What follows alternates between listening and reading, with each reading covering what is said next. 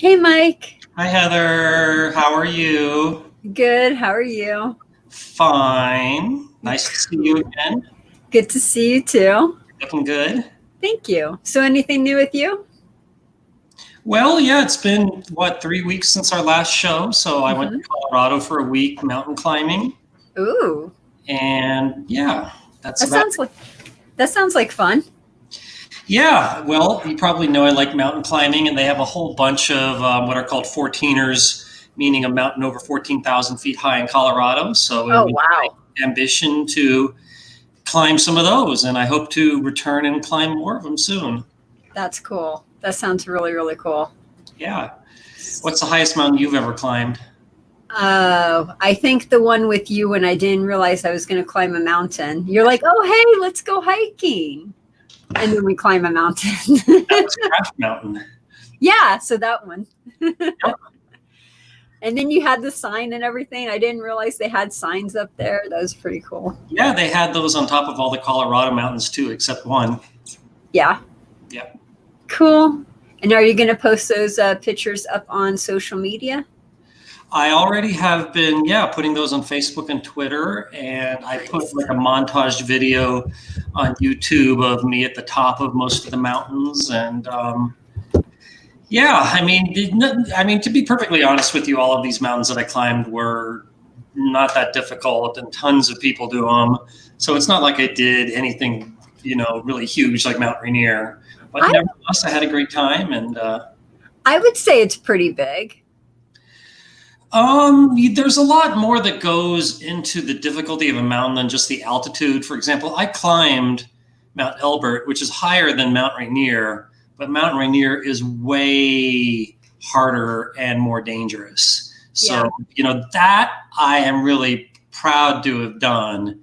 But, you saw dogs on the top of Mount Elbert, so, it can't be that big of a deal. So how dangerous was Mount Veneer? Like, were you hanging off the edge, or did you have like a rope bridge or something scary like that?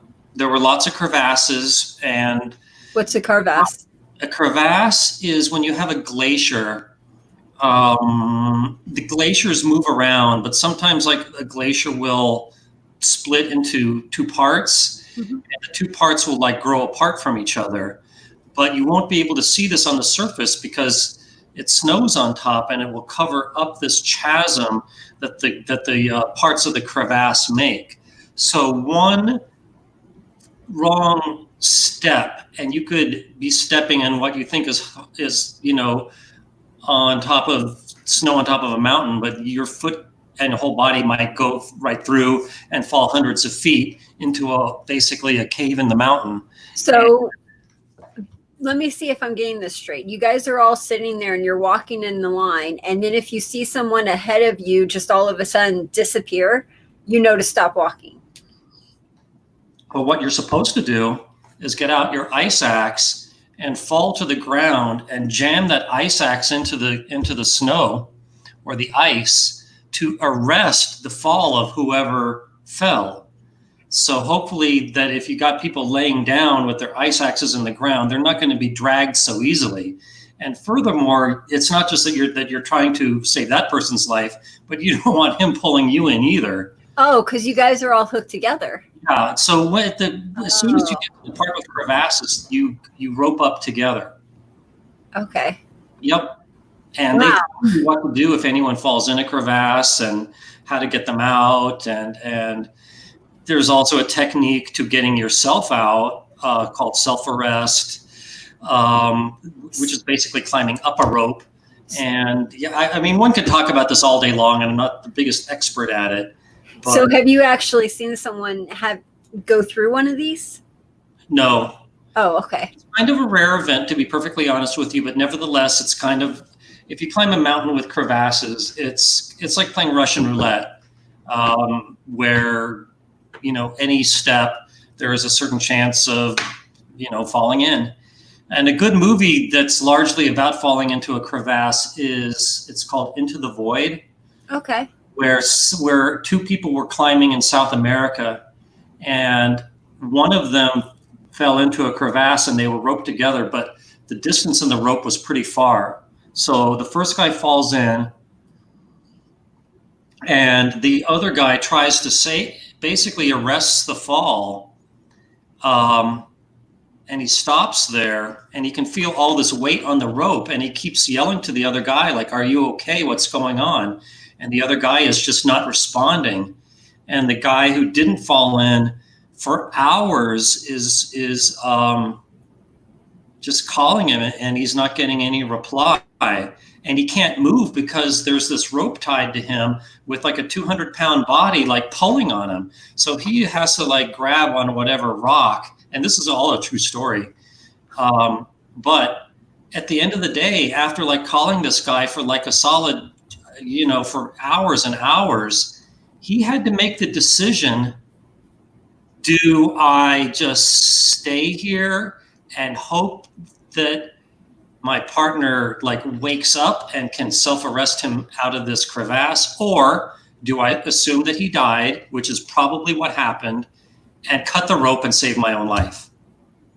So that was the decision before him, and the whole movie is about what happened after that. So it's also a really good book.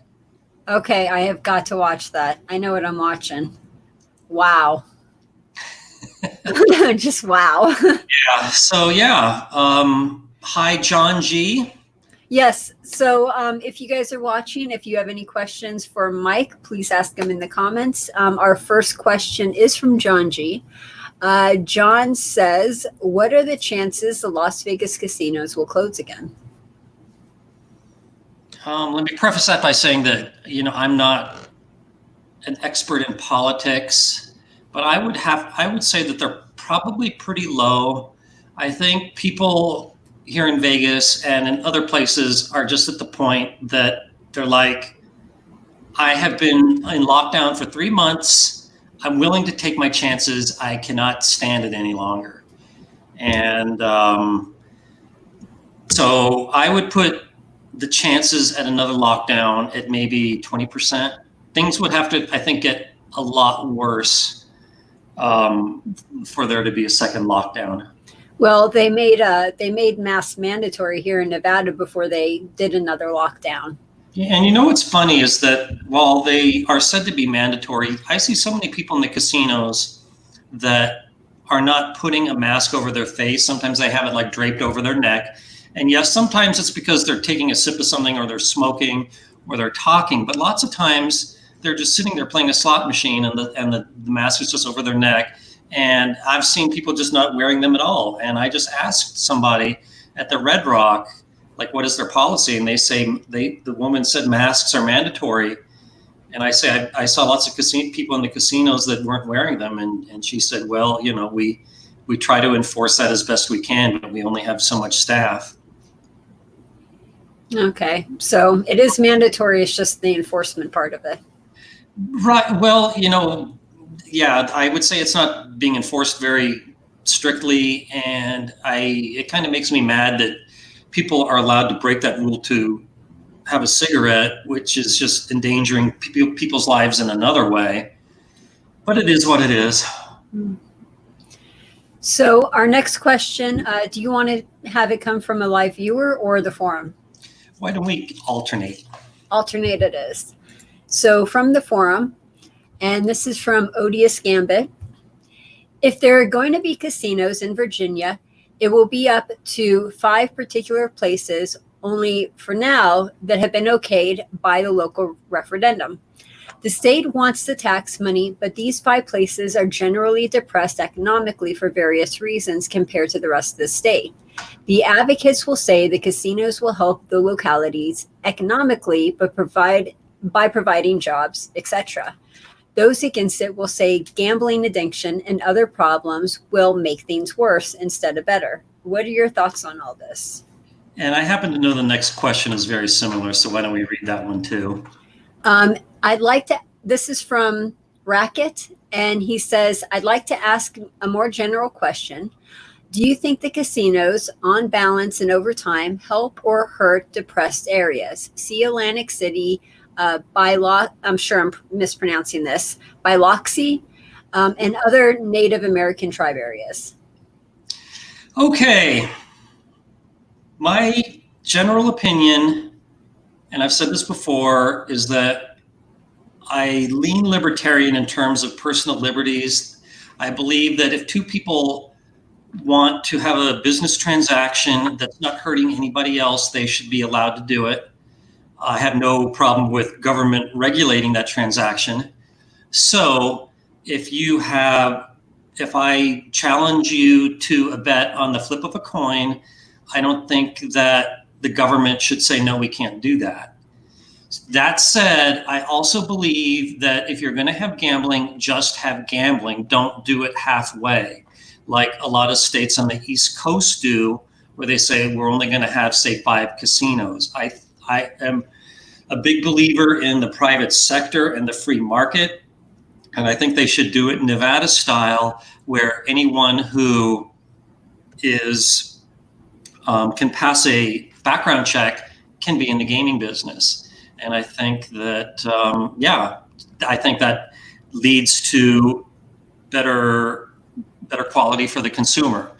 So, and in states like, what did he say, Virginia, that are considering it, if I lived in Virginia, I would support it. I would prefer it be full-blown gambling, like Nevada style. But if it were only 5 casinos or nothing, I would pinch my nose and vote yes for the 5. I don't like it how they place 5 casinos in so-called impoverished areas. And this leads to the other question. I don't really think it helps those impoverished areas very much. Like, you can look at Atlantic City, and 1 block away from the boardwalk is a slum.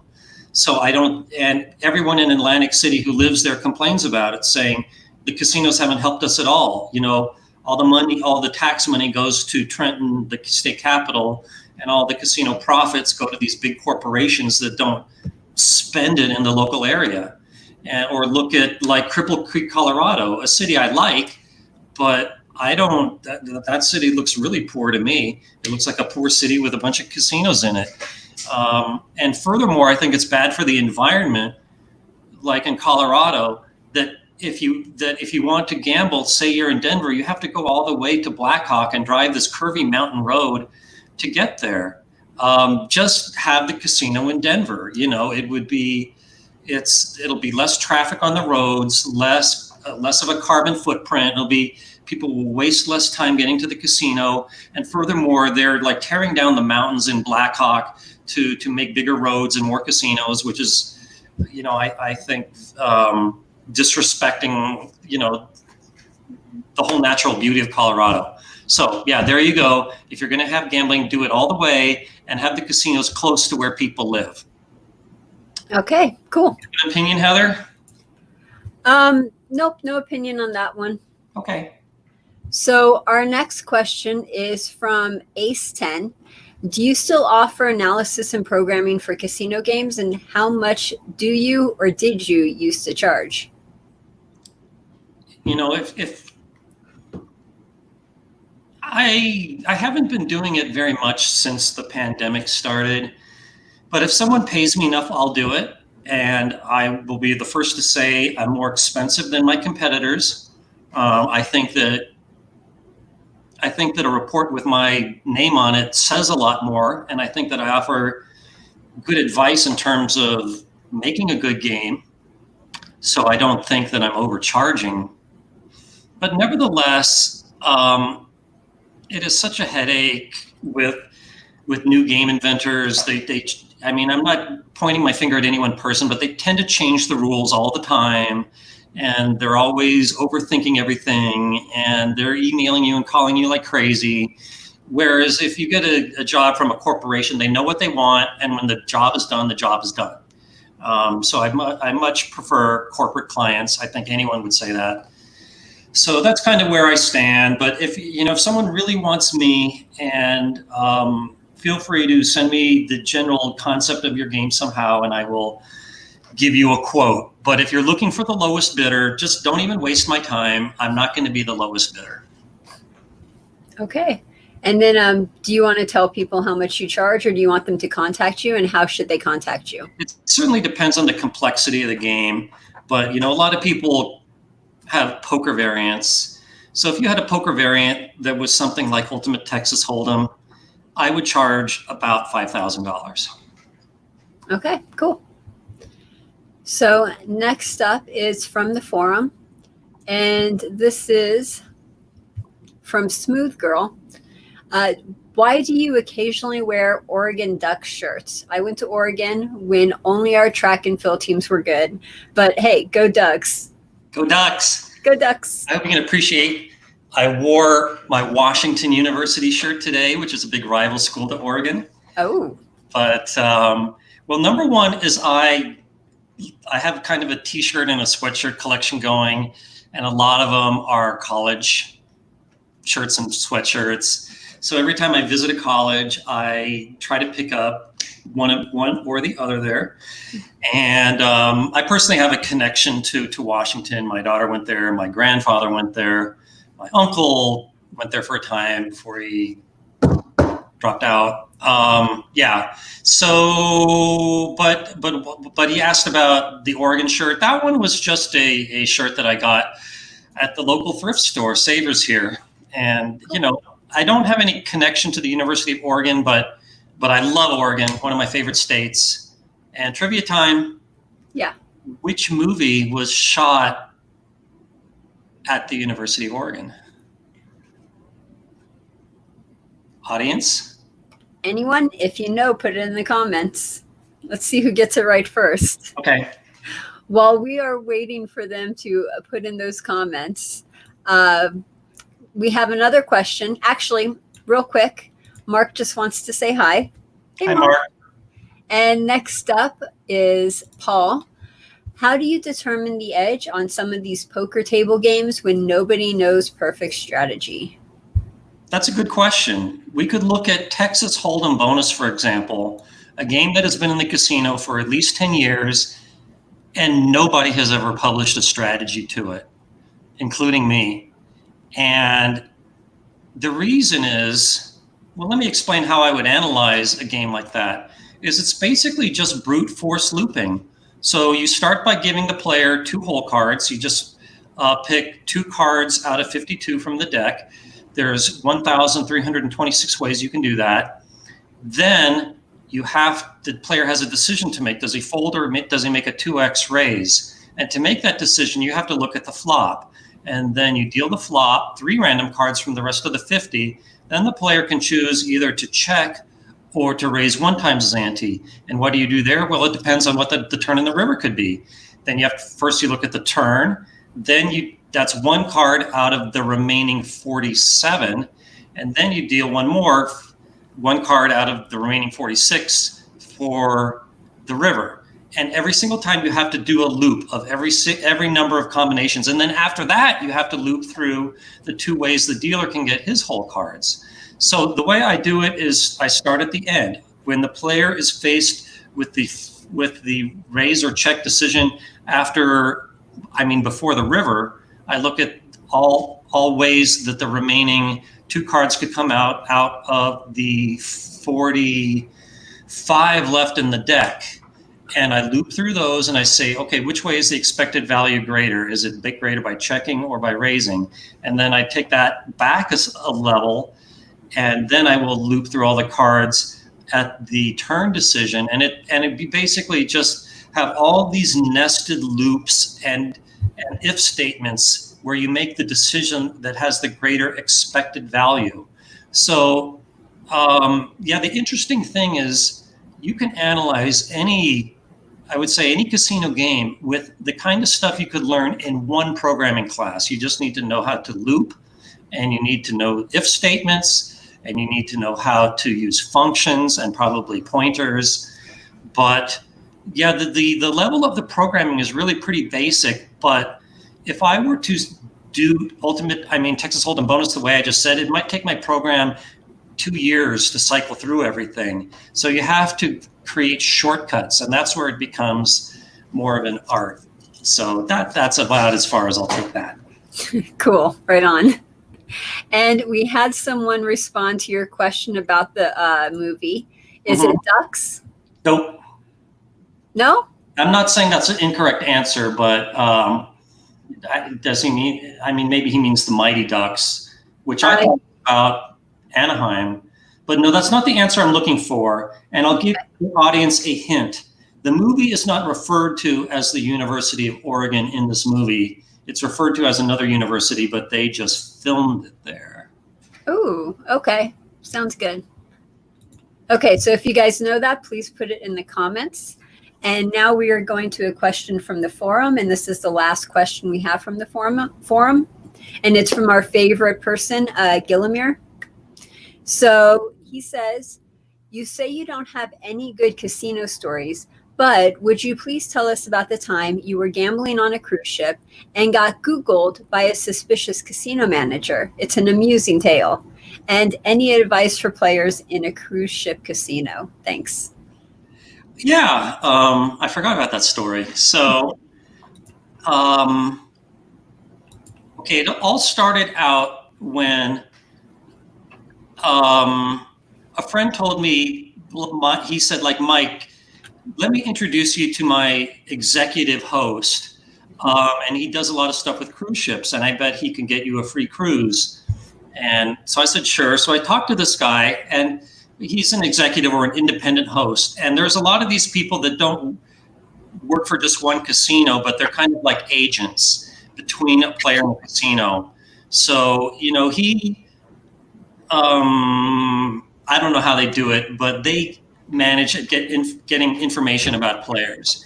And at this time, I was, quite a high-level player at the Mandalay Bay. And so he probably knew that. And so he said, oh, yeah, I'll get you this free cruise. And it was a Mexican Riviera cruise. And, no strings attached. You just need to show up. And, they're going to kind of expect you to play, but it's going to be in the honor system. So I said, sure. So I go there, and the first evening of the cruise, I play blackjack, and yes, I am counting, and I'm being pretty aggressive about it. And I get kind of the sense that maybe the dealer knows that I'm counting because he's like being very talkative, and I get the feeling he's trying to distract me. Mm-hmm. But nevertheless, I think that, I'll take that. I can talk and count at the same time. So for about 2 hours.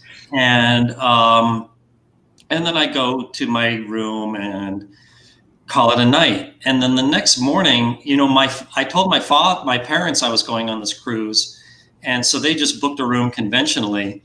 And my father calls me in the morning and he goes, Mike, the casino manager called me looking for you. Because he has the same last name as me. And I said,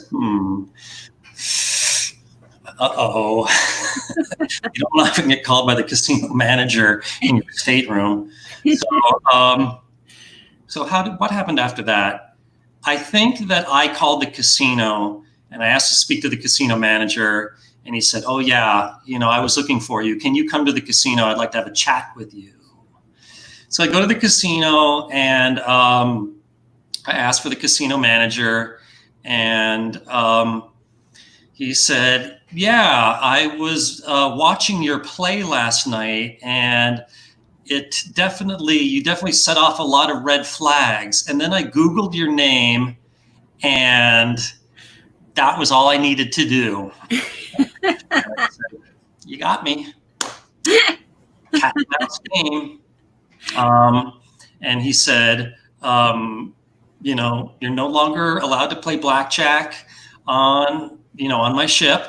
And, but, I see that the cruise was comped, can't do anything about that. So, we basically shook hands and there was no hard feelings either way, which is as it should be. And, so basically I got a free cruise out of it. So to be honest, I was kind of happy because I wasn't obligated to play at all. But there's kind of a part two to this story is like 5 years later, I book another cruise with the same company. And this one I think is to Alaska. And I don't know if it's the same ship or not. And they give good coupon books in casinos, like that are right there in your room when you check in. And so even though it was Norwegian, the same company, I thought I'm just going to hit and run with these coupons. And So I go in the casino again, thinking it's probably not even the same ship, and it's been 5 years from now, and turnover in the gaming business is so high. So I use just one coupon, and then out of nowhere, the same casino manager comes out, and he was a little bit mad. I thought I told you no more gambling no more blackjack in my casino, and it was a blackjack coupon. Oh man, he got me. I didn't think that it counted for coupons, and he said, yeah, it counts for coupons too. Does it count 5 years later? Yeah, there was no expiration date on the back off. But and I said, well, can I just use the coupons? They're such good coupons. This is a really good coupon book. And he said, nope. So I had someone else in my family use them and told them how to use them. And but later on in the cruise, I just came in and I said, look, I promise I'm not going to play. Do you just want to chat? And he said, sure. So we just talked, and I said, may I play poker? And he said, sure, you can play poker. And we kind of became friends after that. Like after that, he would email me gambling questions from time to time, and so there's that story. That's a really cool story. That's an awesome story. Yeah. Thank you for telling us. You're welcome. So we have some more questions from the audience. We have a lot of questions. The next question is from Craft Strategies. By the way, I think I saw somebody with the correct answer. Oh, okay. Do you want to how to pronounce this? UHF Vidiot. Animal House? That's right. Animal House. Knowledge is good. And that is the slogan at the bottom of the statue of Emil Faber at the beginning of the movie. Oh, cool. Yep. And that's kind of my philosophy too. So Vidiot, you won. Awesome. Yep. You get honor points. Nice. If you're ever in Vegas, I'll buy you a beer. And I'll treat you with Animal House trivia, of which I know a lot. Very cool. Okay, so our next question is from Craft Strategies. What do you estimate is the percentage of slots that are playable as advantage slots? Okay. The percentage of slots that I would say can be advantageous if in the right state is maybe 5%. But most of the time, those 5% will not be in an advantage state. So if you're one of these people that walk around casinos looking to vulture a slot machine, you probably are only going to play like 1 in 1,000. So it's a job that entails a lot of walking around. And that 1 in 1,000 is here in Vegas. The probability is probably higher in other jurisdictions, but I just know there's a lot of slot vultures here in Vegas, and it's a competitive thing. Yep. Same with APs, right? Well, it's just because, it is an advantage play, and it's just because there are so many advantage players here in Vegas.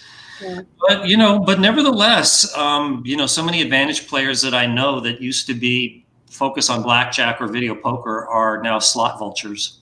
Oh, okay. Cool. So our next one is from Mark.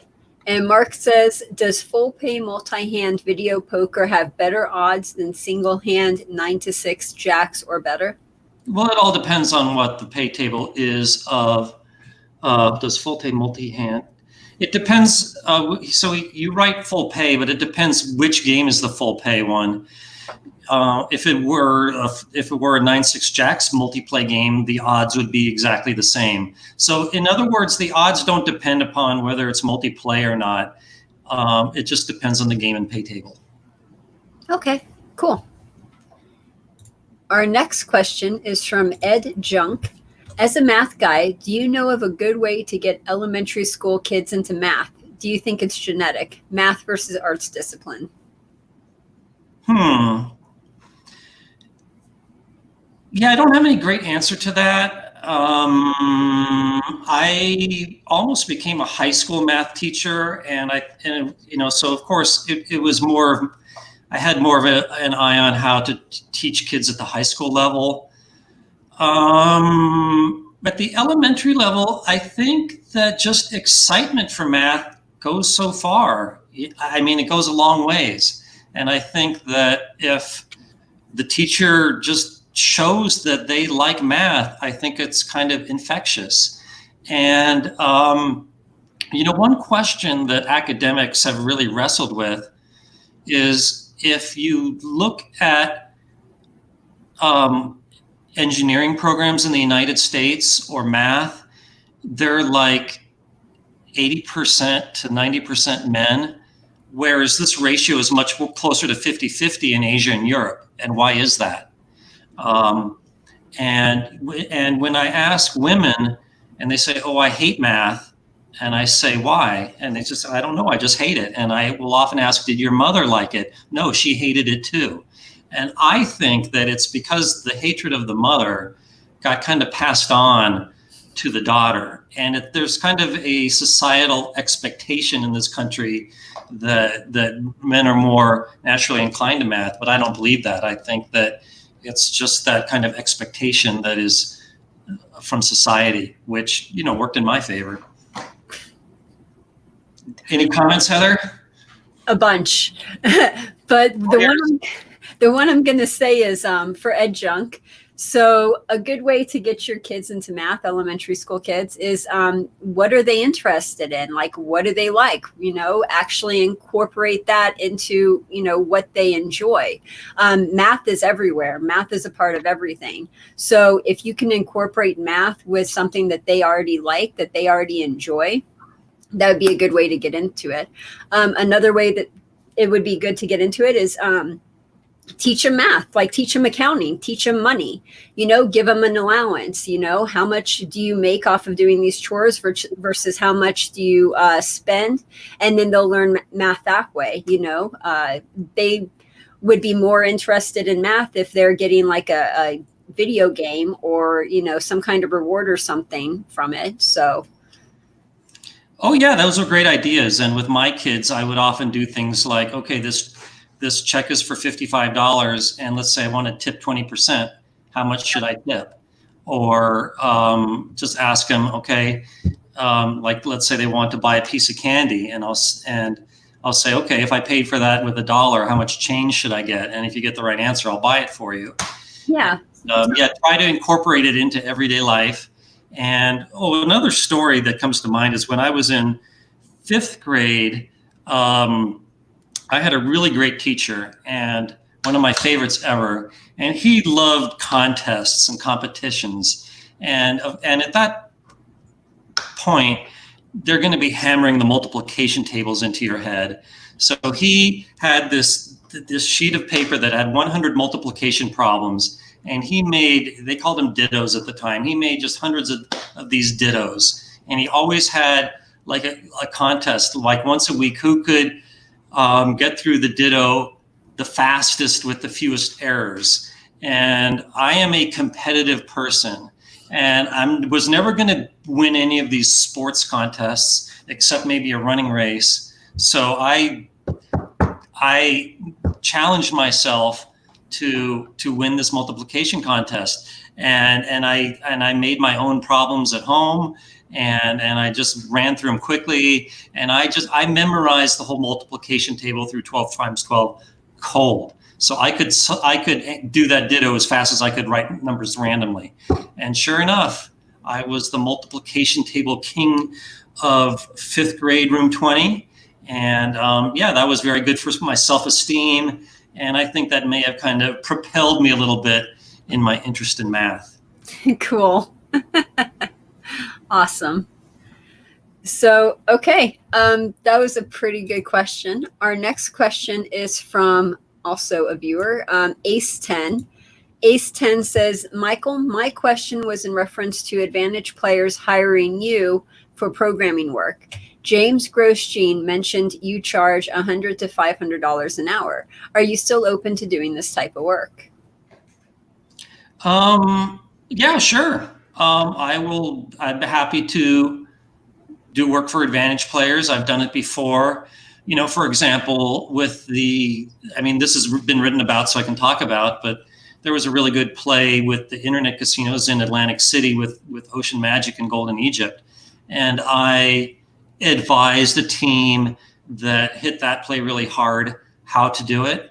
And yeah, that's definitely in my range. It's kind of a wide range. I would say that it's probably closer to like $200 to $300 an hour. But yeah, I'm definitely open to that. Cool. Awesome. Nice to know James is thinking about me. Hi, James, if you're watching. So our next question is from Paul. And Paul says, do you know any sports bettors who do it professionally? It seems like it could be a fun job if it's feasible to beat the house consistently. Absolutely. I think that sports betting is one of the riper areas when it comes to advantage play. Much like poker, it's not the kind of thing you just, or should I say, it's not like advantage slots. It's not the kind of thing that you just have in your bag of tricks. It's the kind of thing you really need to be dedicated to. And it takes a lot of hard work and respect for math, kind of like poker. But I've said this before, but I've always wanted to write a book titled How to Beat Sports Without Handicapping. And yeah, there's definitely ways you can beat sports by betting offlines and arbitraging land casinos against internet casinos. And I don't think that handicapping is the right angle to beat sports. I think you have to look for offlines and look for exotic bets. And a very good example is what are called the half-point parlay cards. And I was real big into those for a while until they made the pay tables more stingy. But this was a parlay card in the NFL where they gave every point spread, they moved it a half point in your favor, or they gave you an extra half point. And this was really valuable if getting that half point off of a margin of victory of 3 or 7, especially the 3. So if you did it only off of margins of victory of 3 and 7, that was a nice juicy advantage of about 5 to 10%, or should I say up to 10%, depending upon how many you could get off of the 3. But unfortunately, all the pay tables on that have gotten stingy to the point where it's not worth the bother anymore. Well, I'm looking forward to reading your future book about it. Well, let me show you one I already have that's really good, but it's kind of dated. Okay. This is a great book that is basically the same philosophy, how to beat sports without handicapping. And everything is just, it's all about various exotic bets and how to analyze them and when they're good. And but the copyright on this date on this book is 2001, so it's clearly rather dated and it's not as juicy as it used to be, perhaps in part because of this book. But I would love to do an update of something like that. That would be fun. So enough about that one. Our next question is from Matt. How do you calculate the house edge at a given true count? Simulation. It's that simple. You know, my blackjack simulator keeps the running count and the true count as it goes, and it just tracks what happened, win or loss, by every single count. And then you can graph it out at the end, and you can clearly see a linear relationship between count and expected value. And you see such charts in all the books. But yeah, that's how I do it. Just a random simulation, billions and billions of hands. Awesome. Next up is, let's see here. From Skill and Luck, which way is better and why? Don't pass, then bet half the amount on the don't come bet, or don't pass with odds on the don't come with odds? Let's see. Don't pass, then half the amount with don't come bets, or don't pass with odds with don't Yeah, definitely the second one. The more odds you can mix into your bets, the better. And it doesn't matter whether the line bets are the don't pass or the don't come. Just the odds. Get as much odds as you can on the table. Okay, cool. So Paul says, in regards to sanctioned sites like DraftKings or other state-sanctioned legal online casinos, what are my tax obligations? I have to report wins. I can offset wins by reporting losses. However, this is only possible if I itemize. For most people, it's better these days to take the standard deduction. What are your thoughts? Yeah, one could talk about this all day long. Yeah, okay, so yeah, this is kind of a long answer, but yeah, it's true that a lot of gambling winnings are taxable. For example, on a machine, if you win $1,200 or more, you're going to get a W-2G form. And yes, in theory, you can offset losses against those wins. However, first you have to add up all your gambling winnings, and then you can put the losses on Schedule A, things that you can deduct, like interest on a home mortgage, stuff like that.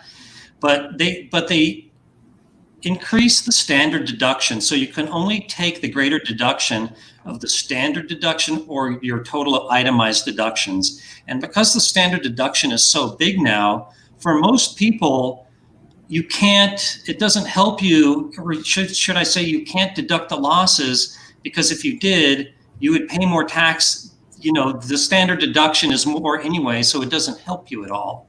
So for most people, including me, for all intents and purposes, I can't deduct losses. I can't offset losses against my wins anymore, which is why I pretty much don't play video poker anymore, because it's no longer good value if I'm going to have to pay taxes on my jackpots, even if I can fully offset everything.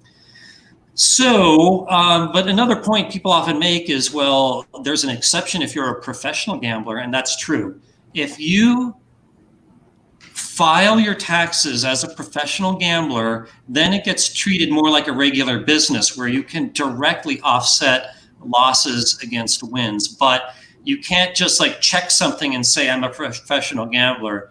You have to meet all kinds of conditions to be a professional gambler, to file that way, and do your taxes properly as if the professional gambling is a business. And I don't think most people meet the conditions to do that. What are some of the conditions? I've never filed as a professional gambler, so I don't know, but I don't know a lot about it. But I do know that it has to be, I think you do have to file more of a business tax return than an individual tax return. That I'm not positive about. Let me show you another book that does get into this. Where did I put that?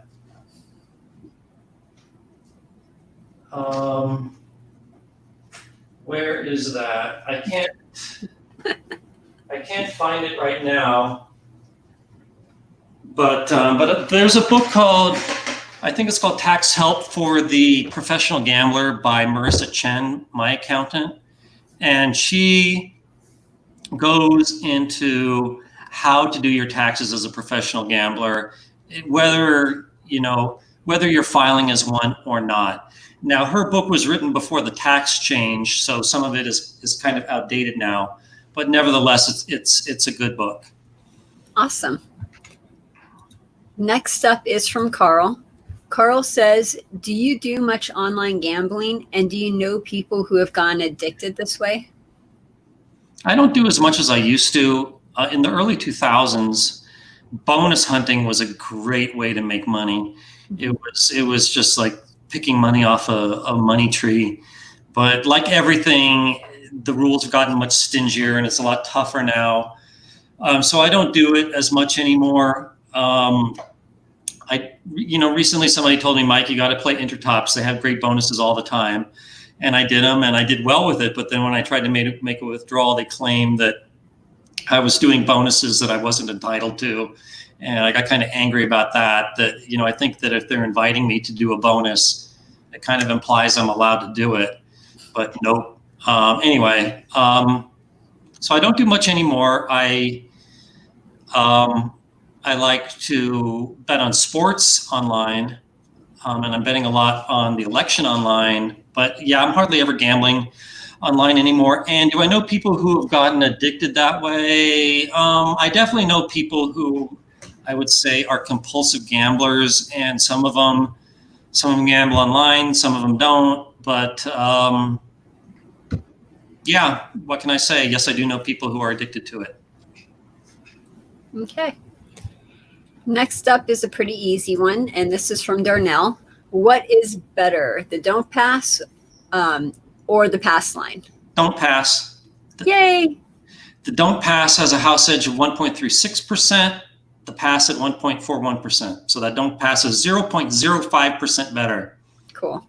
Next question. I know this is going to be a super short answer. So Reagan says, what Baccarat betting system do you like the best? They're all equally worthless. I told you it'd be a super short answer. I completely agree with you on that. Those betting systems, none of them are good. The next one is from Trey. What are some positive EV situations you face in life that involve chance, but are outside of casinos or gambling? What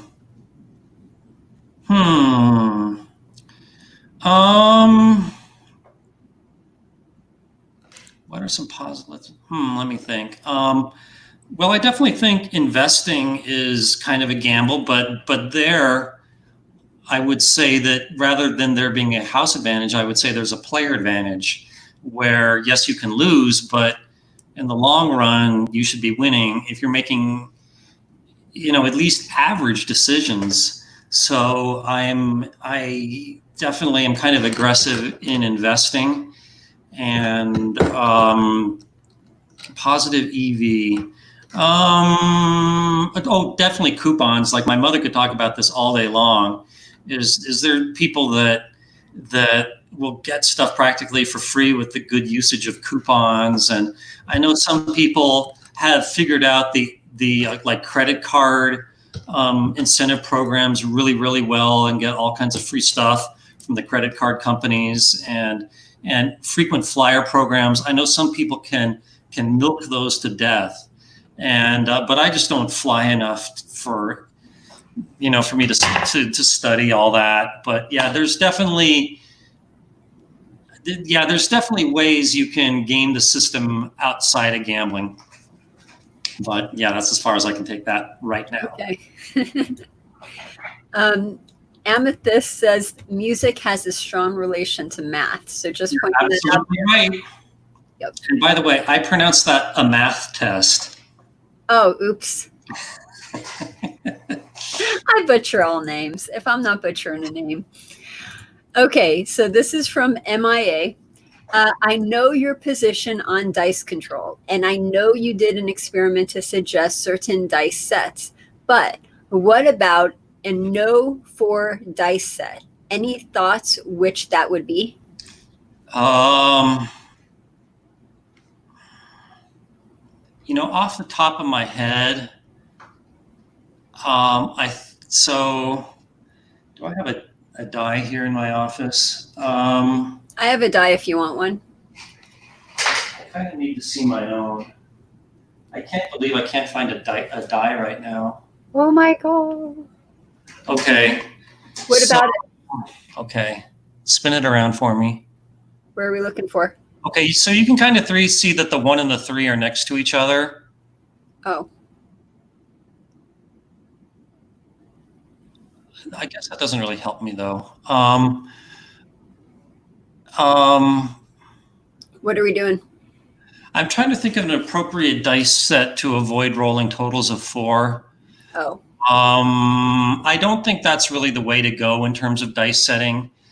Yeah, off the top of my head, I can't recommend anything. My gut tells me that if dice influence were true, that you should there's the old V set, that you should do it the conventional way and just be doing the set that endeavors to avoid sevens. Okay. So there you go. So for the question we had earlier about kids and math, Marcy says there's a game called Cash Flow, and it teaches kids and adults about money and math. So that's good to know. Good to know. Next one. Oh, by the way, about teaching kids math, I like to play Monopoly with my kids, but I would make them say, like, if they wanted to buy, say, Ventnor Avenue, which I think is $260, and they paid, and I would say, and let's say they didn't have exact change, and I would say, okay, give me 300, and then I would say, okay, how much change should you get?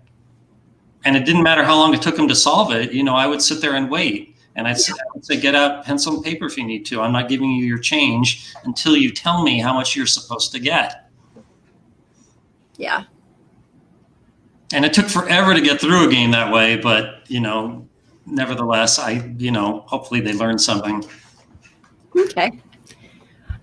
So next up is a couple observations, not questions per se. I mean, unless you want to answer it. Craft Strategies says, he seems so straightforward and by the book. However, he loves Animal House and does videos with all of these beautiful women. Wiz, are you a closet party animal? No. You're not. I am so boring.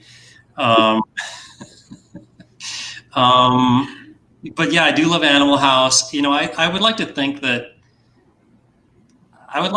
I'm like fun to hang around, but am I the life of the party? No. I'm probably going to be in the corner, torturing people with trivia problems or doing magic tricks or something. I was going to say we'd probably like be in a group of 4 or 5 people, and we're like thinking of questions to ask the waitress. Yeah. Okay, ask her this. Bet if she knows it or not. Yeah, but I've never been a party kind of person. They're too loud and not my cup of tea. Yeah. So next up is from Mia. MIA, I said last time, but it's Maya. Anyway, the beard definitely gives you more of a wizard look. Thank you. Mm-hmm. Yeah. I'm standing by my intention to not cut my hair anywhere until until things get back to normal. So yeah, we'll see how long things get, but I think that it grows about 4 inches a year. Mm-hmm. So I could be, looking like a real wizard by the end of the year. I want to see that for Halloween, you in a wizard's outfit. Well, I also wanted to go downtown and get like a street entertainer permit and just offer free gambling advice. That would be so cool. Next up is from US Paper Games. No offense, but it's so much easier to give advice on a subject that you don't have experience to draw from. No offense, but I would bet both of you guys can effectively teach math to grade schoolers. Now, I just want to say something real quick on this. Mike has 3 kids, so he taught math to his 3 kids. That's definitely experience. And 2, I went to college to teach actually elementary school people, and I did a what do you call it, where you actually have to go to the school and teach them for like 6 months and everything in order to get the credit, the college credit. So booyah, we both have experience. Ha! Yeah, and I do take offense at it. And then his next statement is, thanks, Mike. I'm always your friend, even if I'm hypocritical at times.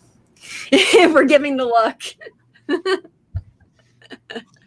Okay. So our next comment or question is from Fun and Games. What is your favorite side bet?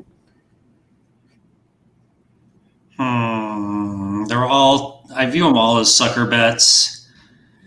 But I'm trying to think of one that's not so bad. Well, is there one that you just enjoy? I mean, even if it has a bad house edge or if it's bad for you, is No, that on you? No? no. I'm opposed to side bets on a like almost like a religious level. Um, But every game has side bets nowadays. right, and you'll never see me making them, but I guess some of them. I mean, I must say that I've designed some of them, like the Dragon Bet in Baccarat. I helped design that. I helped design the Lucky Ladies, and lots of other ones that never went anywhere. So,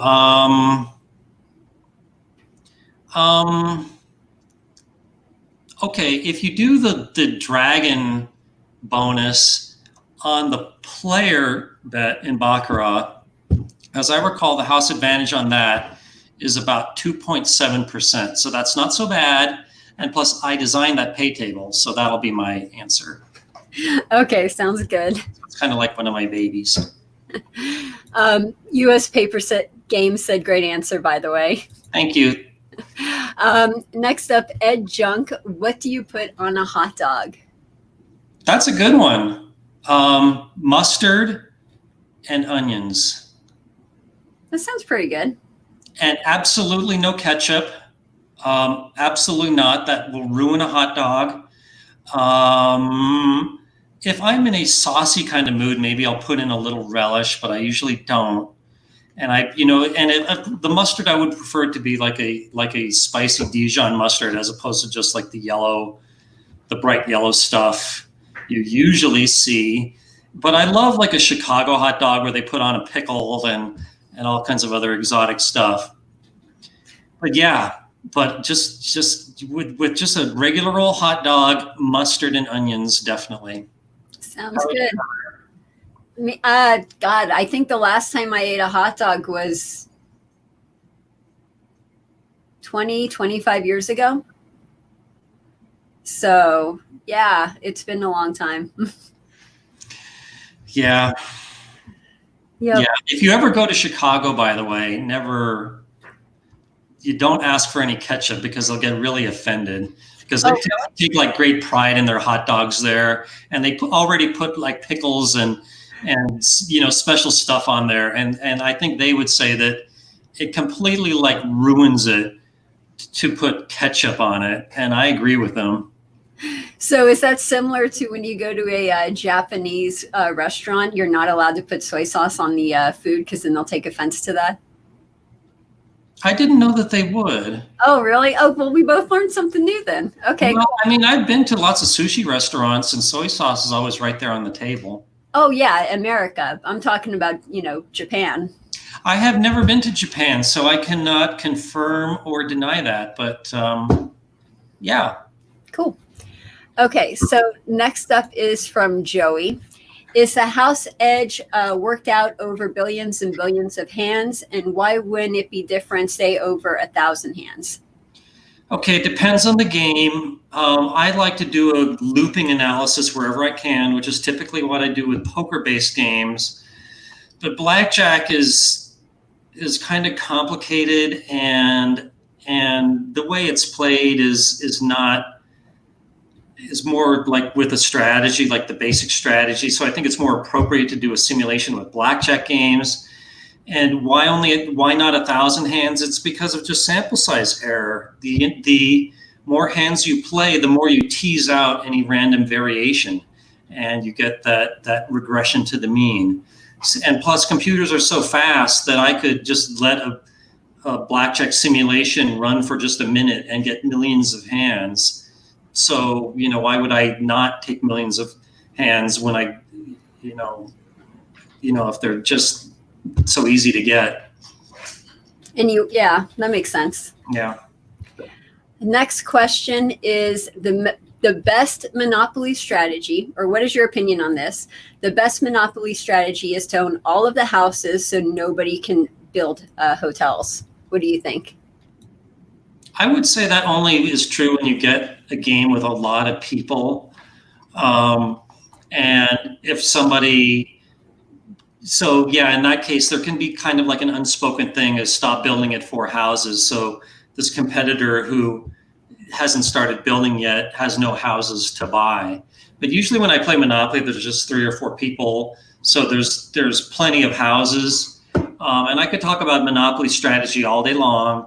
And lots of times you don't have a choice which Monopoly you get, but I love the orange Monopoly because it's people land on it a lot, especially right out of jail. It's not that expensive to build up, with the houses only costing $100 each.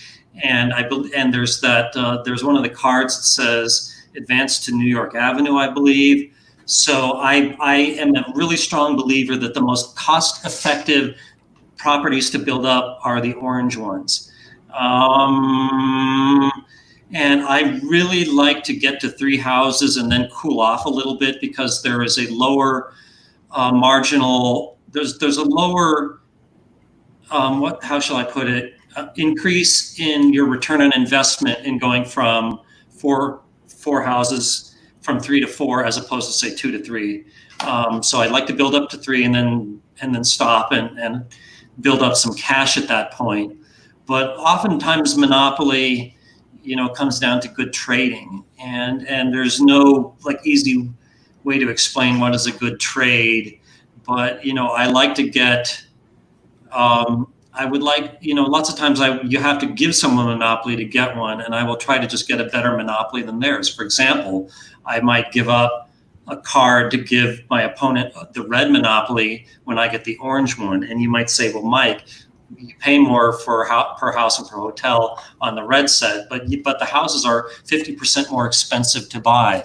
So it's all about trading to get the good Monopolies. I love Monopoly too, and I seriously could sit here and talk with you about this all day. I have got to play a Monopoly game with you. We've never played a Monopoly game. I've got to play a Monopoly game with you.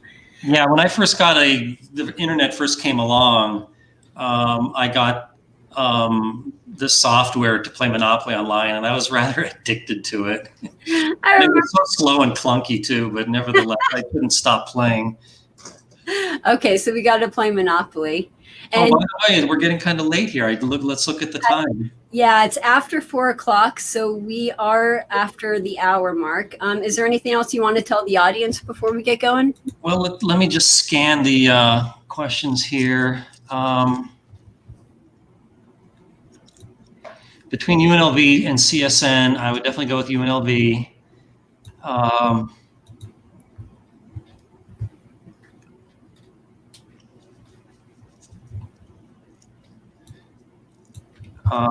I see U.S. Paper Games has a lot of strong opinions here. So what do you think, UNLV or CSN in the career surveillance field? It looks like U.S. Paper Games has 60% of the comments. Yeah, he's sort of going on a little rant right there, so we don't need to get into that because, after 4 o'clock. But what do you think, UNLV or CSN in the career surveillance field, or both? And what degree is stronger?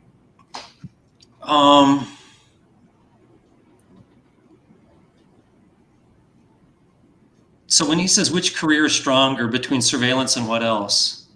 No, which degree is stronger? Is the degree from UNLV stronger, or is the degree from CSN stronger? That's a respectable four-year college, where isn't CSN basically a community college? Mm-hmm. And I have nothing against CSN. I think community colleges are great. And I am in favor of learning no matter who you are or how old you are, if for nothing else, just for the love of learning. And for some people, a community college is appropriate. So I don't mean to diss community colleges, but if you put one against the other, I absolutely have to go with UNLV. I know nothing about their surveillance programs. You might know more than me, Heather. But I agree with you. UNLV is worldwide known for its gambling department, its gaming department. So if you're going to do surveillance, definitely go with UNLV. But Jennifer also says, what do you think between math or hospitality? Math. Yeah. Yeah, I agree. I think UNLV has the most famous college for gaming in the whole country. If your calling is hospitality, then definitely follow that. it wouldn't be mine. I think that tons of people go out of college thinking about getting into the hotel business. I think it's a competitive space where there are so many well-paying professions that will reward math. And yeah, if you were on the fence between the two, I would definitely go with math. Definitely math. So let's let that be the last question. Sounds good. That sounds like a good way to end it. And when is the next time we're going to see you? Yeah, how about just next week, same time, same channel? Awesome. Looking forward to it. Yeah. Well, Heather, what have you been doing since our last show? Working, staying at home and working. So. Like many of us. Yeah. Yep. Okay. Well, thanks, Heather, for producing this show, and thanks, audience, for showing up and for all your questions. Yeah. Thank you. And Okay. we will see you next week. See you next week, audience. Bye. Bye.